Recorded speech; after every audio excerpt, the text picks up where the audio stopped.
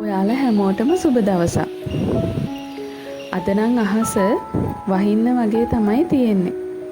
අවුවත් නෑ වැස්සත් නෑ. හැබැයි හවස වහී කියලා නම් හිතෙනවා. මොකද මේ දවස් ටිකේම හවස් වරුවේ හොඳටම වහිනවා. ඉතින් ඔයාලගේ පැතිවලටත් එහෙම ඇති. අද ඉතින් මට හිතුණා ඔයාලට මගේ බණ්ඩක්ක වගාව පෙන්වන්න ඕනේ කියලා. චූටියට තිබ්බ පැල දැන් ලොකු වෙලා ඒ වගේ කරලුත් ඇවිල්ලා. පේනවනේ.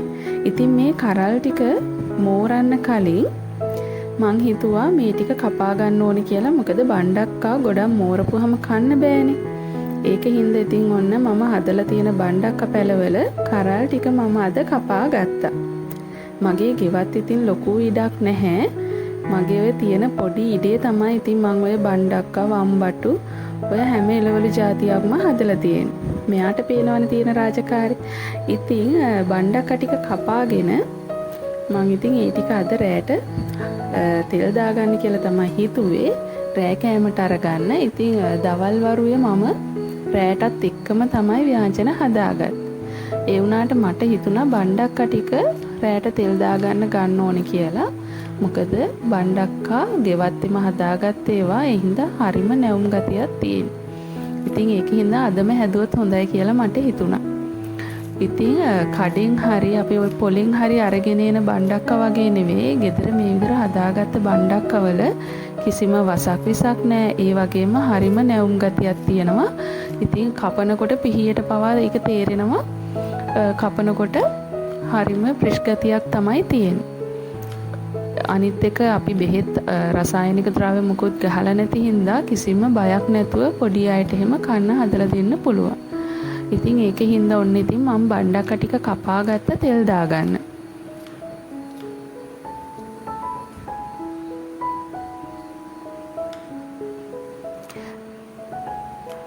ඉතින් ඔය විදිහට බණ්ඩක්ක ටික කපාගෙන ඕකට තව තක්කාලි ගෙඩියකුත් දාලා මම ඔන්න බණ්ඩක්ක ටික ටෙම්පරාදු කරගත්තා. ඇත්තටම ඉතින් ගෙවත්තෙන් කඩාගෙන හදාගන්න දෙයක රසය වැඩි. ඉතින් ඔයාලත් දන්නවා ඇති ඒ වගේ ඔයාලත් ගෙදර එළවලු පළතුරු හදලා තියෙනවා නම් අපි ගෙවත්තේ කඩෙන් ගේන දෙයක් උයනවට වඩා අපි ගෙවත්තෙම හොයාගන්න දෙයක් උයනකොට ඒකේ වටිනාකම වැඩි. ඉතින් මට දවල් වරුවේ තිබුණා මගේ ඔෆිස් එකේ වැඩ වගේක්. ඒ වැඩ ටික ඉවර කරනකොට දන්නේම නැතුව ඉතින් හවස් වුණා. ඉතින් අපිට හවසට එනවනේ පොඩි පොඩි බඩගිනි. ඒ වෙලාවටත් ඉතින් මොනා හරි කන්න හදාගන්න ඕනේනේ. ඉතින් එළියටත් ගියේ නැති නිසා අද ඉතින් ගෙදරම මොනා හරි හදාගන්න හිතුවා. මගේ පෙතිපාන් එකක් තියෙනවා කලින් දවසේ ගෙනාව. ඉතින් ඒ හින්දා මම හිතුවා පෙතිපාන් එක අලුත් විදිහකට අද හදාගන්න ඕනේ කියලා. ඉතින් ඒ කොහොමද කියලා මම ඔයාලට අද මේ වීඩියෝ එකෙන් පෙන්නන්නම්. ගොඩක් අය මේ විදිහට හදලා නැතුව ඇති.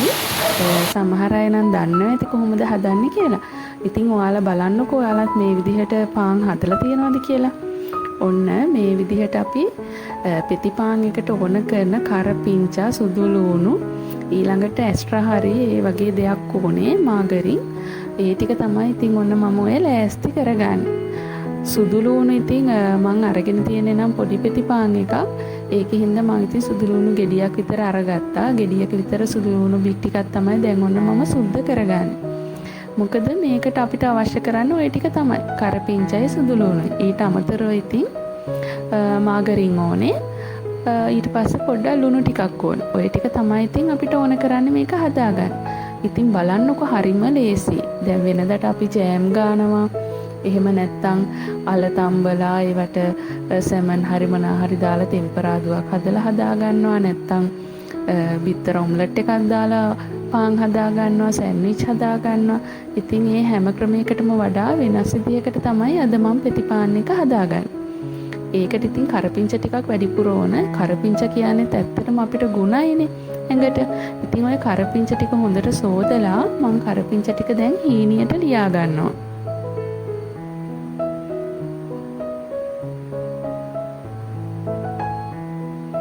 මේ විදිහට පෙතිපාන් හැදුවහම ඇත්තටම පොඩි කට්ටියත් හරිම ආසාවෙන් කනවා. මොකද නැත්තම් පොඩි කට්ටිය කරපිංච එහෙම කන්න කැමති නෑනේ. ඉතින් ඒ කට්ටියට ඉතින් මේ කරපිංච දාලා මේ විදිහට පාන් හදලා දුන්නහම හරිම ආසාවෙන් කනවා. අපේ ගෙදර නම් එහෙම. ඉතින් ඔයාලත් හදලා දීලා බලන්නකො හරිම රසයි. මං ඊට පස්සේ සුදු ලුණු ටික හොඳට සුද්ධ කරලා හොදගෙන සුදු ලුණු ටික ඔන්න ඔය විදිහට හීනියට ලියා ගන්න ඕනේ.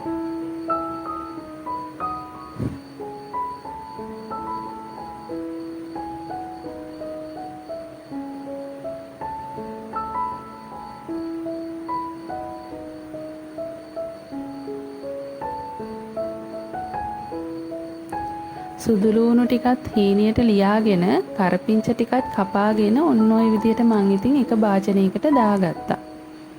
දැන් තියෙන්නේ මේකට මාගරිනුයි ලුණු ටිකකුයි එකතු කරන්න.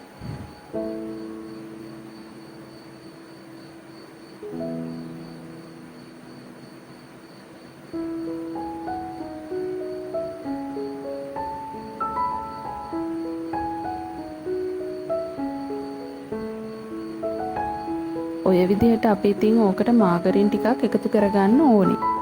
ඊට පස්සේ ලුණු ටිකකුත් එකතු කරගන්න ඕන. මොකද ලුණු රසක් ටිකක් ආවොත් නේ රස. ඉතින් රහ අනුව ලුණු චුට්ටකුත් එකතු කරගන්න ඕනේ. ඊට පස්සේ තියෙන්නේ මේ ටික හොඳට මේ විදිහට මිශ්‍ර කරගන්න. බලන්නකො ඉතින් හරිම ලේසි.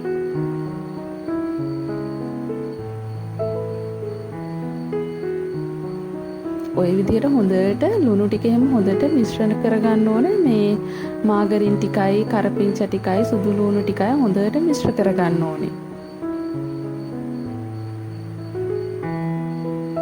ඉතින් මේක හරිම ලේසි හදන්න.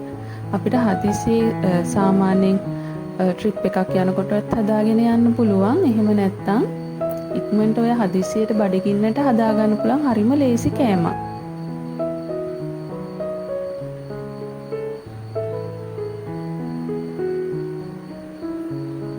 ඔන්න ඔය වගේ දැන් හොඳට ඔය මිශ්‍රණය හදාගන්න ඕනේ. පේනවනේ?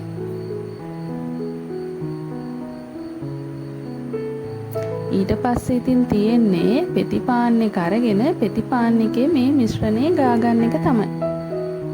අපි සාමාන්‍යයෙන් ඉතින් සෑන්ඩ්විච් හදනකොට එහෙම වටේ වාටි ටික කපනවනේ පෙති පාන් එකේ. ඉතින් මේකෙදී ඒ වටේ වාටි ටික කපන්න ඕනේ නැහැ. මොකද අපි මේක හදාගන්නේ ක්‍රිස්පි ගතියටනේ. ඒක හින්දා අපි ඒ වටේ වාටි ටික කපන්නේ නැහැ. සාමාන්‍යයෙන් ඉතින් සෑන්ඩ්විච් හදනකොට නම් අපි වටේ වාටි ටික කපා ගන්නවනේ. ඉතින් මේකෙදි එහෙම කපා ගන්නෑ. ඊට පස්සේ ඉතින් ওই විදිහට එක පැත්තක මාගරින් ගා ගන්න ඕන. ගොඩාක් නෙවෙයි ටිකක් මාගරින් ගා ගන්න ඕනේ. ඊට පස්සේ ඉතින් ඔන්න අනිත් පැත්ත හරවලා අනිත් පැත්තේ තමයි අපි හදාගත්ත මිශ්‍රණය ගා ගන්න ඕනේ.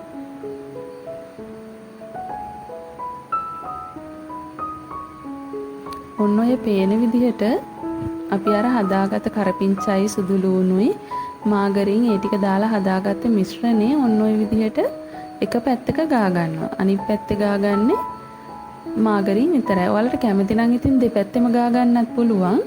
එක පැත්තක ගාගත්තාම ඇති ඉතින්. ඔයාලට කැමති නම් දෙපැත්තෙම ওই මිශ්‍රණය ගා ගන්නත් පුළුවන්.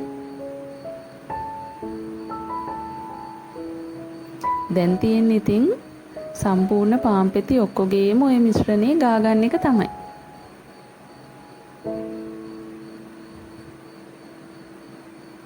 උදේ අවුව තිබ්බේ නැති වුණාට ඉතින් හවස් වෙනකොට නම් පොඩි අවුවක් වැටුණා.